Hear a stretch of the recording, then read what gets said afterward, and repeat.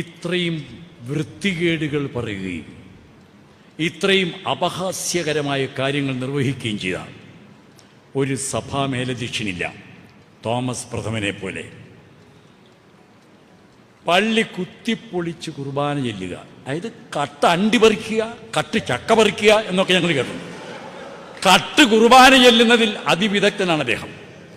37 കൊല്ലമായി പൂട്ടിക്കിടക്കുന്ന ആലുവ തൃക്കുന്നത്ത് സെമിനാരിയുടെ ഓടെല്ലാം പോയി പ്രാവ് വളർന്ന് 1/2 ഇഞ്ച് കനത്തിൽ കിടക്കുന്ന പ്രാവിൻ കാട്ടത്തിൻ്റെ മുകളിൽ ബലിയർപ്പിക്കാൻ വന്ന സഭാ നേതാവാണ് തോമസ് പ്രഥമൻ.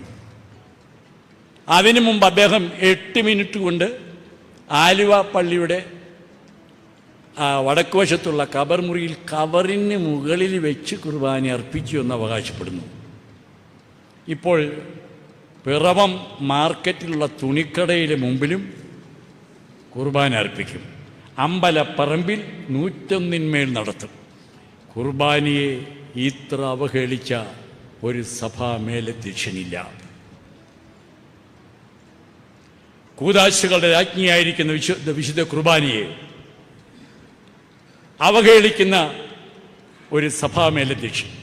തീർന്നില്ല, പൗരോഹിത്യം പണത്തിന് വിൽക്കുന്ന മറ്റൊരു നേതാവ്, ഒരു മേലധ്യക്ഷൻ അതില്ല. ഏറ്റവും നമുക്ക് കാണാൻ കഴിയില്ല. പരസ്യമായി പണത്തിന് വിറ്റ് താൻ സമ്പാദിച്ചതെല്ലാം തൻ്റെ കുടുംബത്തിനും തൻ്റെ വേണ്ടപ്പെട്ട ആളുകൾക്കുമായി പങ്കുവെച്ചു കഴിഞ്ഞു എന്ന സത്യം യാക്കോബായ വിഭാഗം തന്നെ തിരിച്ചറിയുകയാണ്.